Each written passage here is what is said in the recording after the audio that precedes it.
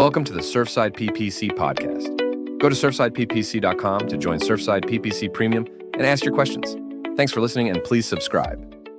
What's up, everyone? Welcome to episode 13 of the Surfside PPC podcast. Today's episode is just going to be one question, so we're really just going to be answering the question of how do I promote my medical practice? So marketing strategies for medical practices and for doctors, and that's really what I'll be covering today. Otherwise, if you need any help with your Google ads, with your marketing strategy, go to surfsideppc.com. We can always help. We can always help with consulting as well. So if you already have somebody managing your ads, or if you're just looking to maybe get somebody to take a look at them, we do provide consulting services as well. So if you're interested in any of that, you can go down to surfsideppc.com and get all of that information there.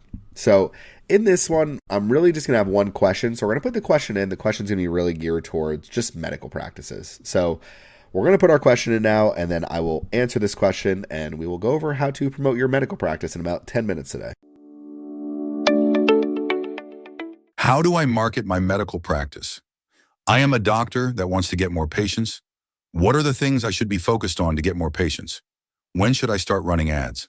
Okay, so the question is, how do we promote our medical practice? How do we advertise our medical practice? What is the best way to get more patients? Keep the phone ringing pretty consistently. So the number one thing I always start with is you need a website that clearly explains your doctors, what type of patients you help, what type of services you provide, the insurances that you accept, how to book an appointment, make it very easy for people to book an appointment. There are plenty of appointment booking software. Otherwise, you could easily have a request a call back from us and just handle everything through the phone. Either way, it works. I think there's no downside to having more of a phone call heavy medical practice. I do think people expect to have somebody working there that is answering the phone, that, is able to actually handle patient calls, book appointments, and do all that. I know as medical practices get bigger, more locations, obviously there's more of a need for a call center type and to have actually a dedicated team of people to answer phone calls, book appointments, and things like that. I know one of the local medical practices by me definitely routes their calls to some type of call center. It seems to be a local call center, but it's one of those that I think when you talk to them, you're getting different people every time you talk to them. So it's just kind of the way that they handle it. And it's just, you have a lot of people calling in for a lot of different offices that really they're just trying to figure out where to send people. So for a single office, I would say the number one thing is, and obviously even if you have multiple offices as well, number one thing is you need to have a website that goes over all the different doctors that are working at the medical practices, where they work, their reviews, their background. I think that builds a lot of trust with patients. The other thing is all the different services you provide, some of the specialties that you provide, maybe certain type of diagnostics that you might be able to do that other types of medical practices can't. I've worked with medical practices before that are like, we are the only person in the market that can handle this specific thing. Or usually there's one or two that can handle this specific thing. So a lot of times you don't need to advertise for that because people are going to go and find you for that specific thing. But for something where there's 10 other providers, yes, running advertising and showing off all the things that you're able to do, your customer reviews, and by providing good service really goes a long way in marketing your medical practice. So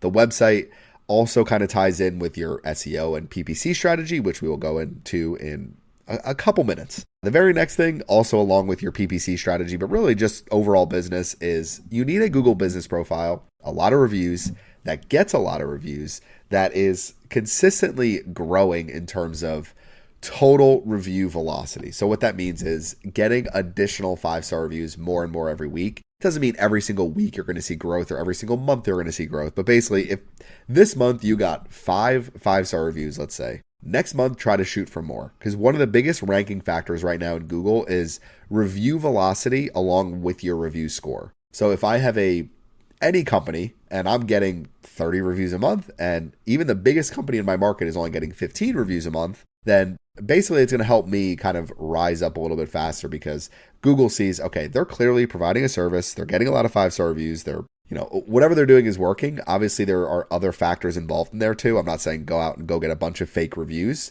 Google does have scores for actual reviewers. So you really want reviews from the best people in your market that have the best reviewer scores, but that's something that's very, very hard to actually optimize for other than just providing great service. So for a medical practice, the Google business profile, it's a great way to show off, here are all the services we provide. Obviously, your location, your phone number, all of the important information about your business is going to be there. People can easily go, get directions, call you directly. You can set up messaging, and there are a lot of different apps and third-party tools that will connect directly to your Google Business Profile, where you could say, send us a message. And it might either pull up a form directly through Google Business Profile, or it'll send them to a page on your website where they can either send a quick message, book an appointment, and you can get those messages directly to your phone. So if somebody's sending you a text message saying, hey, am I able to book an appointment on this day at this time? It's like, I can book you right now. So you are booked, come to your appointment. So it's one of the quick and easy ways to basically handle service.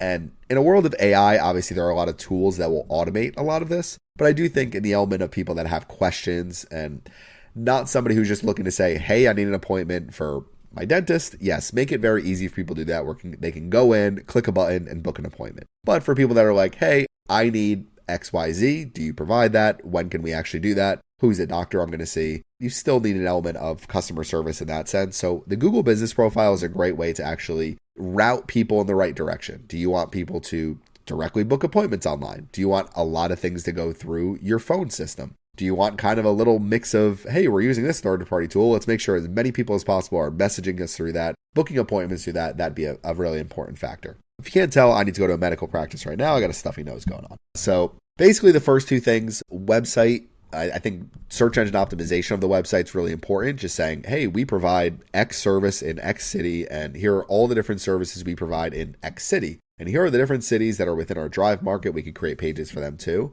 And that's going to bring us to number 3. So number 3 is going to be paid advertising, search engine optimization. Basically, once you have a really good website built, if, for example, I talked about in my local market, there is a orthopedic care by me with 5 locations. Each location is generally in the Myrtle Beach area, but every single location is a little different. One's Murrells Inlet, one is Carolina Forest, one is Conway, and then the other one is Market Common, Myrtle Beach, and then I think they might have one more even. So each of the individual locations, now when I'm in Murrells Inlet and I search orthopedic care near me, I get their office pops right up. It's the number one in most things in terms of ranking. They rank really well because really they provide a great service, but ultimately their business profile has a ton of 5-star reviews. They have the biggest and best website in my market. Every single doctor is listed there that works at the practice. It's a very big practice, so it's not something that a single doctor would be able to really compete with. And then a lot of the doctors that actually work there have their own Google business profiles. Then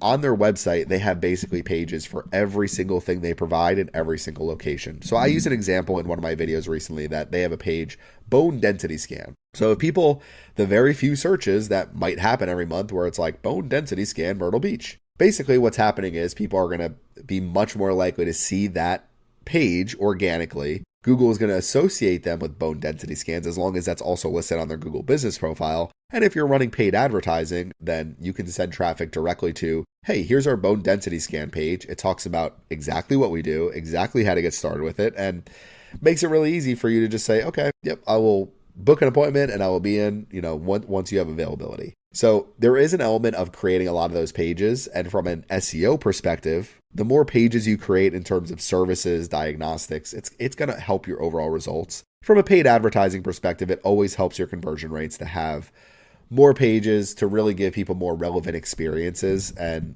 hopefully get people going into the right direction and eventually visiting your practice. So the top 3 things when I really look at this, it's you need a really well built out website. You need a Google business profile that's active, that answers questions, that not only has all the information on it that's going to answer the main questions people have, but that also answers the questions that people might come up with every single day. So answering reviews, answering questions there, I think that's all really important factor. Looking at any negative reviews and understanding why did people leave them? Do you have an issue with wait times in the office? Do you have an issue with answering the phone and booking appointments? Is it something that you can control and fix? If it's something where it's, a minor inconvenience where it's like, oh, I had to wait 3 months for an appointment. It's like, that's not really your fault as a medical practice if you're booked out and you can't, find the time to bring in a new patient. So that's something where the patient should say, well, it's going to be so far out.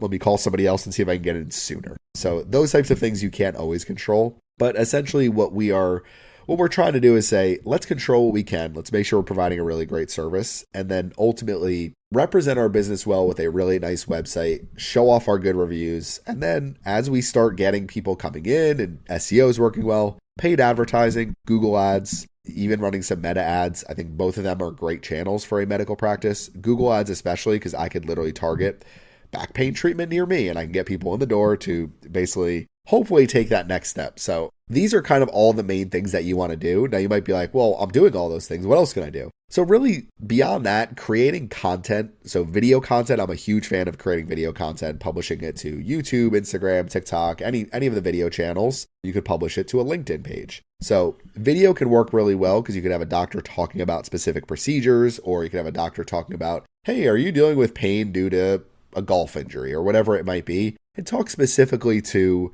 the clients that are generally coming into you. If you're a heart doctor, you could say, hey, here's 10 things you can do to be heart healthy. Here's our heart healthy series, and create a series of short videos that, step one, make sure you're doing XYZ, whatever it might be. I'm not a heart doctor, so I won't give you my tips here, but basically what you're trying to do is build trust. And from a just overall Google perspective, local perspective, a lot of local companies are not doing this. So that could make a huge difference in saying, hey, they're not really creating content. They're not putting out things consistently. The other thing is, you see a lot of medical practices do it.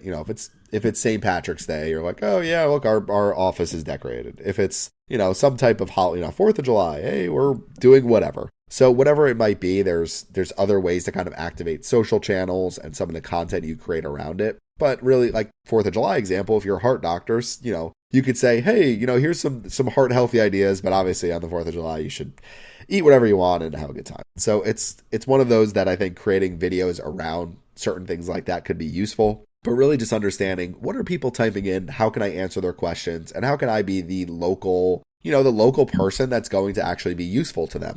How much does it cost for XYZ? You can answer that question and you can send that to that person and make that a very easy thing to go from, whoa, this person has a question about how to deal with back pain to, oh, I can actually help them with their back pain and get them in the door and hopefully get myself a new lifelong patient. So as a doctor, I think the number one thing is building trust. The best way to do that is with a great review score. Your website helps to kind of be your personal brochure of what you're providing. And then ultimately everything else you're doing is search engine optimization, paid advertising. There's a lot of automation that can be involved in terms of getting more reviews, review score. So there's platforms like Bird Eye that you can implement that say, okay, when people do come in, we're going to make sure that we're following up with them with a text message or with an email or some combination of both. I had my garage door repaired by the Overhead Door Company, which is a large company, and basically very, very, you could tell that they have everything dialed in. But I think a lot of it is just through a couple of the tools they use. So they use Service Titan. Service Titan helps them easily book appointments. They use Liftify, which helps follow up with reviews. So some of these different, and there's a ton of tools that do this, but some of these different tools can be very useful. For a doctor's office, you want to find a HIPAA compliant tool. I know in terms of intake forms, there's a lot of options for HIPAA compliant intake forms. Phone calls, generally it's, that's not a difficult one as far as phone calls being HIPAA compliant. And then the last one is going to be just if you're doing follow-up. There are ways to do HIPAA compliant follow-up where you say, hey, you visited us. We're interested if you would give us a review score or tell us, how we can improve. So that is marketing your medical practice. This is going to be podcast episode number 13. Again, if you need help with any of this, just reach out to Surfside PPC. We can handle it for you. Other than that, I will see you on episode 14. Thanks for listening to the Surfside PPC podcast. Please visit surfsideppc.com for management or consulting options. Or to get my course, join Surfside PPC Premium through my YouTube channel, my school page, or my Patreon. Please subscribe.